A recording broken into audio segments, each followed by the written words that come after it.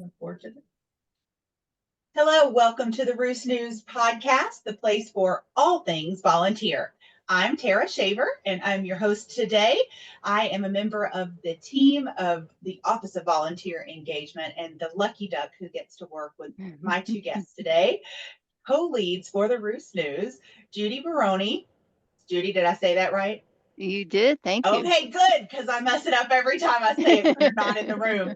And Lillian Lee, and they are co-leads of this fabulous podcast that you all subscribe to. And we are so happy to finally be having this conversation where we get to know the members of the Roost News team. Welcome, ladies. Thank Thank you. you. So, I think a great way to get started is to find out what brought you all to volunteering with AARP, how long you've been doing it. If you have any unique stories to tell about that, I know the audience would love to hear it. Judee, let's start with you. Sure. Thank you.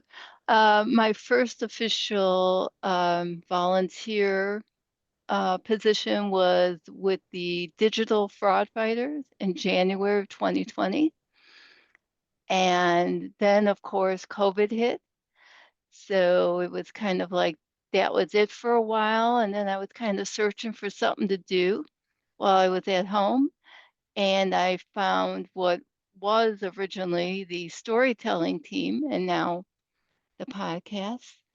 I've also done some things with AARP Illinois advocacy, driver safety, a little bit with healthcare and some other things. But yeah, that was my first official position. Thank you so much. And I think you were responsible for helping bridge the gap between that storytelling team that we tried so many ways to make it work and then what we now know as the Roost News. So thank you for that. Lillian, Sure, how thank about you. you? Yes, I started volunteering with AARP North Carolina, specifically the Triangle region, because in North Carolina we have 5 different regions, and I live in Raleigh, North Carolina, which is a part of the Triangle region. But in 2016, 2017, I started what I would say very lightweight activities, meaning that the state director at that time wanted someone to write birthday cards to all the volunteers in North Carolina. So I said, I can do that. I love to write, and my penmanship is okay. And so I took that on as my first task, writing birthday cards to all the volunteers. And then after that, the associate state director had already met with me individually, wanted me to do specific things, and I'm like, I'm not quite ready for all of that yet. Let me start slowly. So I ended up doing a lot of tabling, a lot of different things. And in 2019, I was asked to be trained as a portal champion. And I said, why not? I love technology. And that's when it really started rolling for me because being a portal champion, I was always looking at the chatter and chatter groups to see what was out there. And I noticed something from Tara saying, looking for someone to lead the Roost News podcast. And she gave all of these descriptors, and I'm thinking, I've never been a reporter, I've never done this or that or whatever she listed, but I thought, I can do it anyway. I can do it. I've been in a position that I have been on the other end of being interviewed. So, anyway, I spoke with Tara. She interviewed me, and luckily, she said, you're it. And I thought, okay, but let's have a co-lead. And she says, the perfect person is Judee. And I thought, wonderful. So that's how my journey got started with the Roost News. I am on the North Carolina Executive Council, and I do a lot for my region as it relates to AARP North Carolina, as well as I've gotten involved with Terra support with some Office of Volunteer Engagement activities. So that's sort of a long story short as to how I became a member of AARP North And Carolina. that's kind of the way it works, right? You like take a very light touch to kind of dip your toe in the water, and then you Mhm. find all these great, wonderful things we're doing, and all the wonderful people we do them with, and the rest is history. So thank Yes, you yes. so And so much. like Judy, it was that pandemic time and I thought, okay, I'll just sit at the computer and I will read. And that's what I did. I came upon the Roost News. Yes. Well, I can't believe how the two of you together have just grown this podcast into more than I could have ever hoped was possible. This was an idea that Will Stoner and I had about allowing our colleagues across the country, both staff and volunteers, to be able to listen from and learn from each other without the pressure to participate. And so Right, we right. said they are so busy and they're in so many meetings where they're being challenged to, think on their feet and have to respond constantly. That we wanted somewhere that they could go to really hear about the great work across the country, especially relating to volunteer engagement, and that they could do it if they were driving across the state of North Carolina, if they Right. were driving across that big old region, that they still could feel like that they were, they being able to learn from others and from the work that was going on across the country. Because we hear little tidbits, but to get to do a deeper dive through Mhm. something like the Roost News is just really a gift to them. And it's just amazing to see how far we've come with that. So thank you both for that. Could never ever have imagined that it would be what it is today. So, what do you two think has been um, the most? Is there one episode or one topic in particular that really just spoke to you, or that maybe you learned something that was really unexpected? Mm. Well, I'll just say it's hard for me to respond to that question. I think it's because I am recording all the podcasts, and as I listen, all of them are fabulous. It's just so hard for me to put them in an order of prevalence as to preference as to what I like best. But I will say that the one on Cinemaniac, I think that was out of Las Vegas. They had a lot of fun in doing Cinemaniacs out of Las Vegas. That was a fun one, sort of that fun and fulfillment that AARP speaks about. And then there were several that talked about different issues, the legislators in their specific states that focused on the issues of AARP as it relates to the 50 plus population. But all of them have been fabulous, Tara. It's hard for me to say which one is my favorite because I love them all. I love them Yeah, all. yeah, me too. Every time I listen, I think this has to be the best one I've heard, and then I'm like, extend until I listen to the next one. Well, Judy. the one I'm most proud of now, well, two I should say, is Nancy Lamont and Michelle B. Jackson because I know they're in a level of position that sometimes it's hard to get them to stay in one place at one time. So I felt very proud that they were able to be a part of the Roost News podcast. Yes, and you got a big shout out. I know for Nancy's. I'm not sure if Michelle's had as much fanfare, but to get a shout out from Nancy in her weekly is a big deal. So Right, that right, put us on right. the map. People started paying attention But then. yeah, she put the Roost News on the map. Yeah. Judy, how about you? Anyone stand out or any topic stand out in particular? Well, my pet is always fraud. I've done a few about fraud, but the thing I've learned the most from that, we did different angles or different aspects. We talked to the fraud support team, a couple of people from that. Um, we recently did with Mark, who compiles how many fraud calls we have. That astounded me. I mean, those were like thousands of calls across the United States. But as Lillian said, I enjoy all of them because everyone I hear, I'm learning something. I mean, Mhm. it's definitely an aspect of AARP I never knew about, and that's the purpose of the podcast. Well, I know that the guests are always really proud also, and they're eager to share, not Right. only with, their colleagues in their office or, in their department, but they're really eager to share, with the broader audience as well. And so it's been so rewarding for us to see that people really feel seen and recognize that their work is, noticed. And one of those that you recently did has just really made a difference in our day to day is that you interviewed our helpline, the Mhm. volunteer helpline, and just that one act and getting to really see behind the scenes, kind of like with fraud, right? Like where they get so many calls and we take it, we don't even think about it because we're not the ones getting those phone calls. Oh, thank goodness. But to know behind the scenes how many people are working to help support other volunteers across the country, how many volunteers are working to support our members across the country is just amazing. And so that was one of those little hidden treasures that was really special to us in the Office of Volunteer Engagement. So I look forward to some of the ones we have coming up. I know every time we land a big one that's been on the radar that we've been trying to coordinate. It's like this little celebration behind the scenes because Yeah. we are all busy people at AARP, and it can be really hard to pin us down for even for 30 minutes for a chat. So thank you for all the work that you all do that also goes unseen behind the scenes.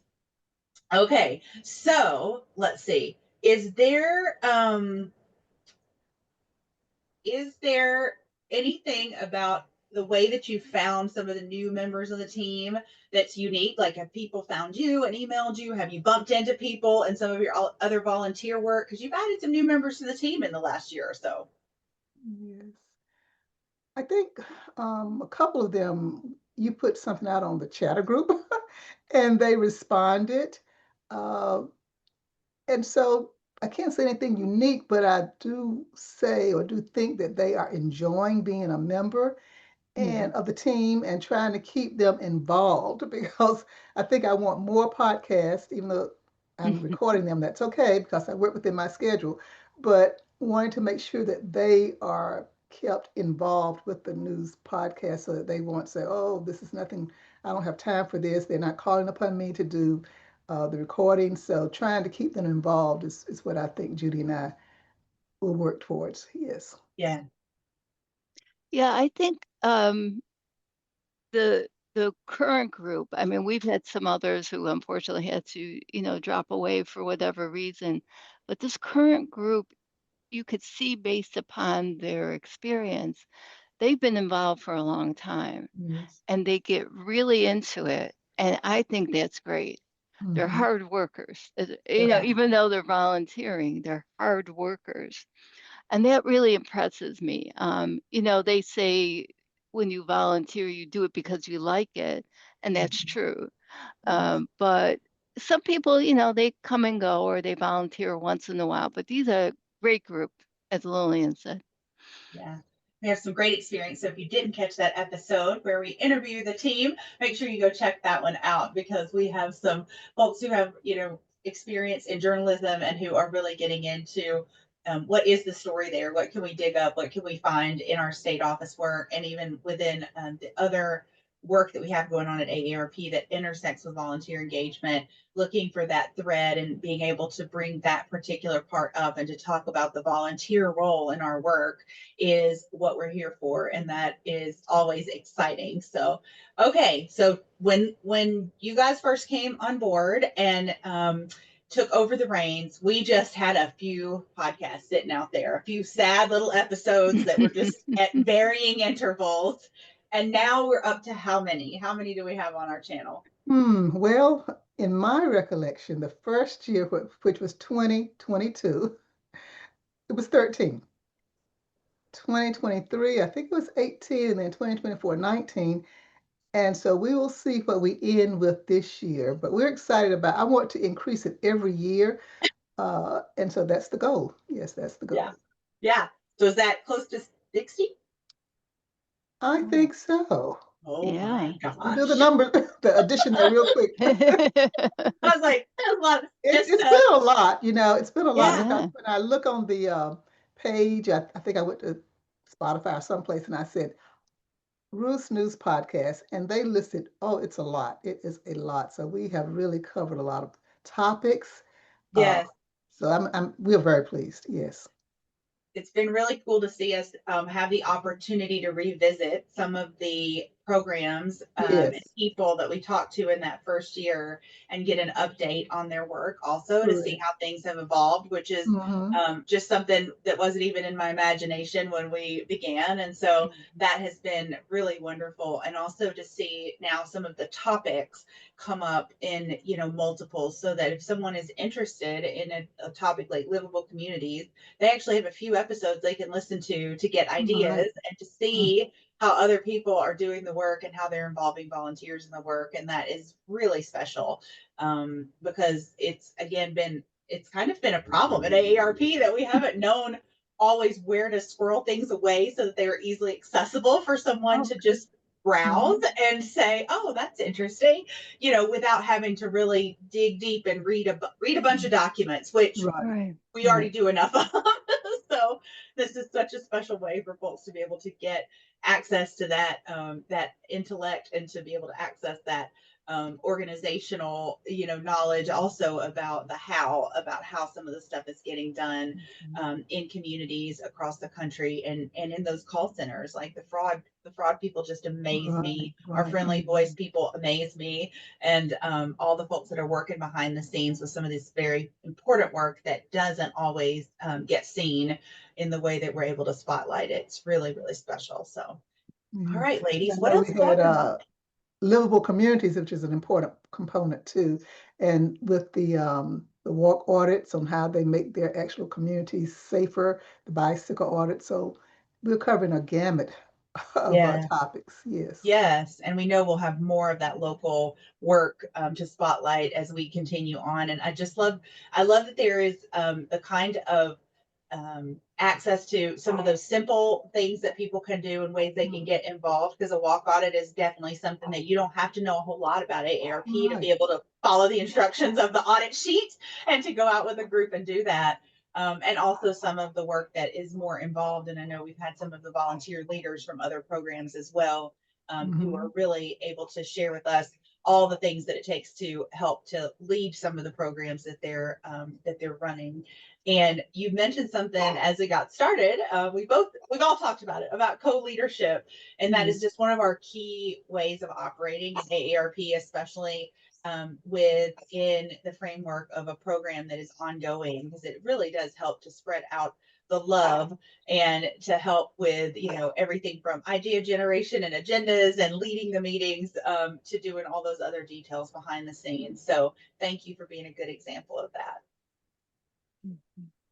What have we missed? Anything else you want to brag on? Well, I will say that with the team members, you brought it to my mind when you said things that are of interest to the team. But what we're trying to do also is to let them know that sometimes they have to cover a topic that may not be of interest to Yes. them, but that's a learning curve for them. So sometimes we'll say, well, is this of interest to you? But then again, we will need to let them know you have to venture out and learn new information. And that's what we're doing. I have learned so much Mm-hmm. by being the co-leader of the Roost News team and just meeting new people, meeting new volunteers and new staff is very rewarding, very rewarding. Yeah, that the I think that AARP has so much going on all the time. I've been here, All the this is my time. 20th year. I'm not at the 20-year mark yet, but this year is it. Oh, Okay, And every day I learn something, or I'm learning about something I had no idea was even, in operation. And so it's impossible to stay on top of all of it. It's impossible sometimes to know what you would be interested in. And then I have no doubt that there are folks who thought, I don't have any idea what I'm walking into here. And then right. in the interview, they're like asking more questions, I'm sure, once they stop the recording. So yeah, it's a great opportunity for us all to learn. And I have utilized this as such a great way for me to take a break from the routine to when I feel like I need a little like fresh perspective, or I need to Hmm. just like kind of um, interrupt maybe a cycle where I'm not making much progress, and I'll think I'm just going to go and take a walk and listen to the Roost News and get a fresh Good, good. perspective on things, hear other voices, hear some other things that are going on that aren't in my everyday, and use that as a way to kind of help give me a fresh perspective when I come back to my desk. And it's been really wonderful for that. And like I said, I'm always so proud, and I before the episode's over, I'm usually emailing whoever was in the episode to Good. tell them how great it was. So it's also fun to get those little nuggets that come up, not right on the heels of the recording going live, but to be able to do that down the road. So if you're listening and you hear somebody on the podcast, please shoot them a note and let them know that you heard it, and try to give them some applause just for putting themselves out there in this way, because it might be a little intimidating for some people to get grilled on all of their work and all the ways that they're working with volunteers. Right, right. Well, we try to make it easy for them and as comfortable, even coming on 15 minutes early to let them look at themselves to make sure they look the way they want to look for the podcast, any questions that they have. And we also send them a draft script. This is what we're thinking. but we want their input too. We don't want them to say, we're going to just ask you all these questions and you don't have any input. No, the audience is listening, and the